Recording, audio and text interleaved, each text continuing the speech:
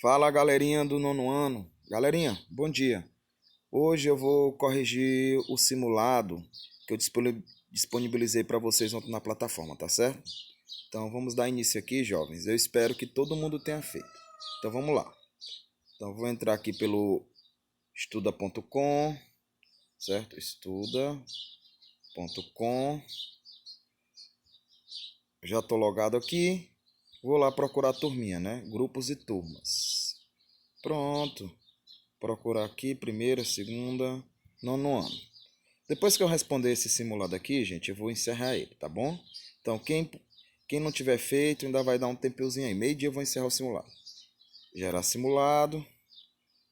Já tinha respondido ele já, fechei as questões. Então, vamos lá. Deixa eu ver bem aqui. Para aí. Ah, tá bem aqui o gabaritozinho. Eu já tinha disponibilizado o gabarito para vocês. Então, tá aqui, ó. Certo? A primeira questãozinha, gente, fala sobre a mistura do iodeto de alumínio, uma questãozinha que envolve reações químicas, tá certo? Nada complicado não. Quando ele diz assim, ó, a iluminescência branca é produzida a partir da emissão de energia na forma de luz por um eletrocitado. O que ele está falando aqui, gente? Ele está falando do modelo atômico de Bohr. Observem como essas questões enganam a gente. Às vezes você está olhando a questão aqui e você diz assim, poxa, professor, essa questão envolve reação química. Vamos olhar aqui, ó. No modelo de Bohr você tem um núcleo e em volta do núcleo você tem a eletrosfera, certo? O que é o salto quântico tão cobrado nas questões? Eu vou colocar um eletrozinho aqui e vou colocar outro elétron aqui. Vou mudar aqui a corzinha da caneta. Colocar aqui uma cor laranja, pronto. O que é que o salto quântico diz? O salto quântico diz o seguinte, um elétron ao receber energia na forma de luz, ele vai saltar da camada menos excitada para mais excitada. E aí ele vai continuar girando em torno do átomo. Vai girando, girando, girando. E ao... Deixa eu só apagar aqui. Pronto. E ao retornar à sua camada de origem, ele emite isso aqui na forma de uma cor. A luz na forma de cor. Isso é o que ele está falando na letra E, o salto quântico. Ou seja, é uma questão que a gente pensa que é complexa, mas no final ele está pedindo apenas que a gente interprete o modelo atômico de Bohr. E observe que em momento nenhum na questão ele falou desse modelo atômico de Bohr. Por isso que essa questão é a letra E, tá certo? Fechar aqui ela. Vamos ver aqui a segunda questãozinha. A segunda questão, gente, é uma questãozinha que fala sobre densidade. Lembra? Propriedades específicas. Toda matéria e todo material tem as propriedades gerais e tem as propriedades específicas. Observem, gente, que isso aqui é uma questão típica do Enem. Ele coloca uma série de informações, mas me dá só uma tabelazinha aí. Aí ele me dá 3 materiais bastante comuns nossos no dia a dia, certo? Embalagem de biscoito, copos descartáveis e garrafas de refrigerante. E ele colocou um copo com água e outro copo com água e sal e jogou essas embalagens. No caso da embalagem de biscoito, ela flutuou. No caso do copo descartável, afundou na água e flutuou na água com sal. E no caso da garrafa PET, afundou nos dois. Com isso, gente, ele me deu as 3 densidades, ó. O polipropileno, que é feito essas aqui, ó. Biscoito, polipropileno, copo descartável, poliestireno, certo? E a garrafa de refrigerante é a garrafa PET. Com base nisso, basta você ir jogar os itens lá, gente. Aqui, ó, letra E. O copo descartável é o poliestireno. Por isso que a resposta dessa questão é a letra E. Tá certo? Olha, observe que são questõezinhas relativamente fáceis. Não tem nada complicado, não. O que vocês têm que acostumar é que vocês vão cada vez mais se deparar com esse tipo de questão, tá certo? Então, nada complicado. Por isso que esses simulados, eles são muito bons para a gente fazer esse treinamento aqui. Vamos ver aqui a terceira aqui. Olha, de novo, gente, ele me deu características da água, certo? Fluidez, mobilidade molecular, ou seja, como é que as moléculas se comportam no estado sólido, líquido e gasoso, e o tipo de interação. A única situação que vocês não viram nesse tipo de questão, mas vão ver lá para a sexta, sétima prova, em setembro, são as forças de atração, que a gente chama de ligações entre moléculas, são chamadas forças intermoleculares. No caso da água, a força de intermolecular é uma força extremamente forte, chamada ponte de hidrogênio.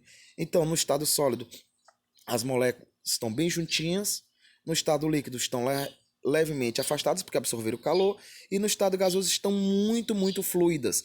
Lembrando, gente, que aqui na Terra nós temos o zero absoluto e o estado de plasma, né? Então a gente tem que ficar atento com isso. Com base nessas informações, ele pede para a gente completar a tabelazinha. É a letra C, certo? Pequena e moderadamente forte. Beleza? Questão de número 4. De novo, liofilização, gente, é uma técnica que a gente usa muito para fazer o Nissin, fazer o café solúvel e desidratar alguns alimentos. O que é que você faz? Você congela o alimento e em vez de você fazer com o alimento, como a gente faz com a carne, quando a gente tira do congelador e deixa ela descongelar, um frango, alguma coisa, para fazer comida, ou uma polpa de fruta para fazer um suco, a gente faz diretamente ela sair do estado, ó, sólido para o estado de vapor. Isso faz com que a água não passe para o estado líquido. O nome desse processo é sublimação, né? E essa técnica na indústria é chamada de liofilização, muito utilizada. Você pega, mistura um exemplo aqui no caso do café. Você pega o café, prepara ele, congela e faz com que a água que está no estado sólido passe direto para o estado de vapor, absorvendo calor. E isso fica lá, o grãozinho do café, extremamente seco. Isso é o que é o processo de liofilização, tá certo? Então, com base nisso, ele diz o seguinte: sólido para o estado de vapor. Como é o nome dessa transição de fase, gente? É chamada de sublimação. 4 anos seguidos o Enem cobra esse assuntozinho aqui. E é transições de fase. Por isso que a resposta é essa letra aí. Questão de número 5. Certo? Outra questão que envolve transições de fase. Envolve a água, tá certo? E aí quem marcou essas transições são fáceis: solidificação, fusão, sublimação e evaporação. Isso aqui eu não vou nem perder tempo não. Eu observei que todos acertaram essa questão aqui. Questão de número 6. Gente, com base nos conhecimentos sobre balanceamento de reações, o que é balanceamento? Na verdade, você respeitar a lei de Lavoisier. Deixa eu só ativar a canetinha aqui. Lembra que eu falei para vocês na lei de Lavoisier? Na natureza nada se cria, nada se perde, tudo se transforma.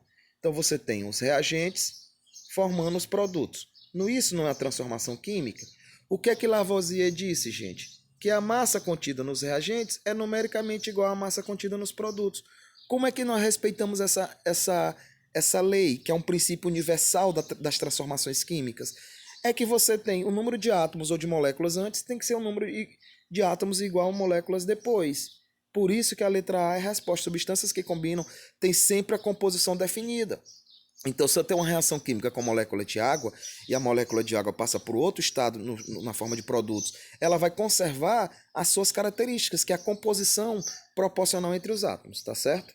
Então, vamos aqui passar para a questão de número 7. A questão de número 7, gente, é uma questãozinha fácil. Eu vou ativar a caneta aqui e vou mudar aqui a corzinha. Vou botar roxo de novo, tá certo? Beleza. Então, o que ele está dizendo, gente? Olha, que eu tenho um átomo X.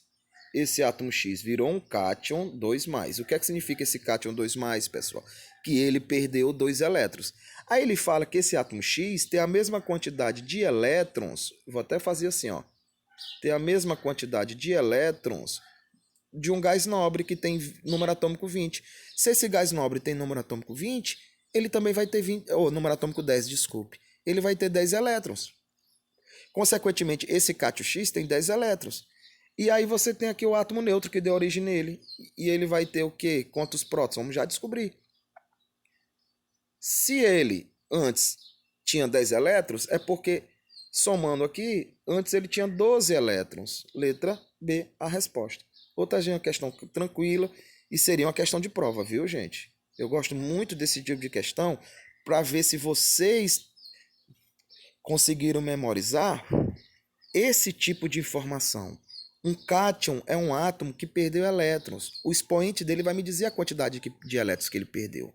Um ânion é um átomo que ganhou elétrons. O expoente dele vai me dizer quantos elétrons ele perdeu. Certo? Desculpe, ganhou. Questão de número 8. Outra questãozinha muito fácil, gente. Olha o que ele está dando. Ele está dizendo o seguinte, ele me deu 2 metais e está perguntando o seguinte, de acordo com o modelo atômico atual, que é o modelo de Bohr, né? Os átomos são constituídos por um núcleo muito pequeno, carregado positivamente. Verdade. E em volta dele você tem a eletrosfera. Vamos lembrar do modelo de Thomson, de Niels-Bohr. Você tem um núcleo e em volta do núcleo você tem a eletrosfera. Pronto, é só isso. Por isso que essa afirmação é verdadeira. Isso aqui é o tipo de questão que a gente encontra num concurso chamado CESP. Em algum momento da vida de vocês vão se deparar com um concurso assim. Ele dá as informações e pergunta só se é verdadeiro ou errado. E o interessante desse concurso, jovens, é que uma questão certa vale 1 ponto e uma errada que se você errar você perde 2 pontos. E aí você tem que administrar bem. Questão de número 9.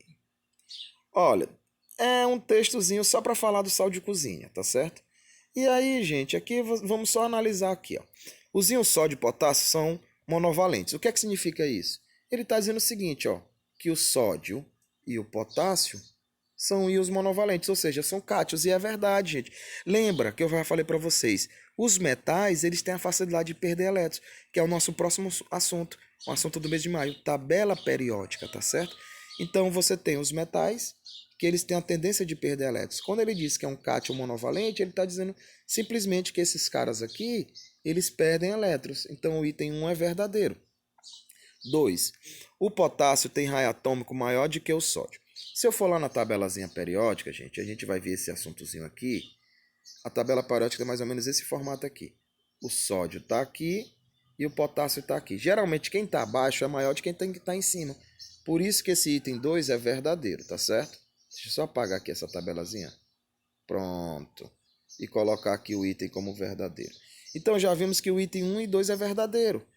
Eu poderia, gente, simplesmente ir eliminando os absurdos. Ele está dizendo o seguinte, o consumo de NaCl diário é de 58, ou seja, 5 sobre 2, 5,2 décimos de mol por dia. A questão não falou nada disso.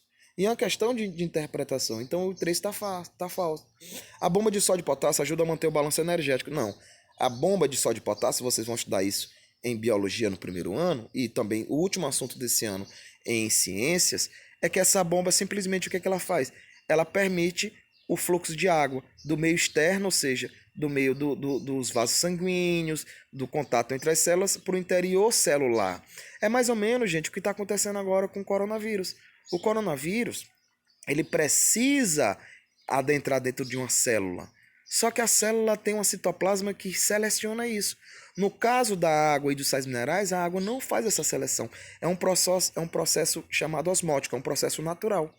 E aí o vírus ele precisa de uma chavezinha, por isso que ele tem aquelas coronozinhas, aqueles pingozinhos em volta dele, que é como se fosse uma fechadura. Uma daquelas ali vai encaixar certinho na membrana e vai liberar o material genético para o interior da célula. Então só o item 1 e 2 são verdadeiros aí, tá certo? Fechar aqui a questão. Vamos passar para 9. Já fizemos a 9, né? Vou fechar aqui, passar para a 10ª, a última questão aí. Gente, olha, falando aqui, leia informações sobre o nióbio. Pessoal, eu vou dar uma baixadazinha aqui e vou aqui na tabela periódica. Eu só respondo essa questão, pessoal, se eu tiver a tabela periódicazinha aqui. Lembra essa tabelazinha interativa, que depois eu vou ensinar vocês a baixarem ela, que ela é muito boa para a gente utilizar, tá bom? Deixa eu só abrir aqui, ó. Posso mexer nela, brincar, subir e descer. Depois, sexta-feira, a gente vai começar a estudar a tabela periódica, eu vou estudar. Olha, ó o nióbio bem aqui, ó. Clico nele. Aliás, tá aqui em cima. Pronto, nióbio. Posso ver as informações dele aqui, ó. O nióbio, gente, se eu só ativar a canetazinha aqui, olha, engraçado que aqui, ó, mostra o modelo atômico dele, né? O nióbio, gente, tem número atômico 41. Ou seja, ele tem 41 prótons. Se eu voltar lá para a questãozinha, que é o que eu preciso para responder, deixa eu só fechar aqui, tá certo? Pronto. Fechei e voltei para lá. Se eu voltar aqui na questão, ó, ele está simplesmente querendo sobre o número de nêutrons. Então, o que é que você faz? Você usa aquela formazinha clássica, ó. Número de massa é a soma de prótons mais nêutrons. Então, ele está querendo o número de nêutrons. O número de nêutrons é a diferença entre o número de massa menos o número de prótons. Observe que o número de massa aí dele é 93. Deixa eu só diminuir aqui. O número de massa dele é 93. O número de prótons dele é 41. Acabei de ver lá na tabela. Então, você faz apenas uma diferençazinha aí, ó. Então dá 2, dá 52. Letra B a resposta. Então são questõezinhas, gente, desse simulado, relativamente fáceis, tranquila. Espero que todo mundo tenha feito, tá certo? Vou desativar agora o simulado, preparar o material de vocês e na sexta-feira eu vou postar a aula nova, tabela periódica, tá certo, gente? Tchau, tchau. E espero que tenha ajudado vocês.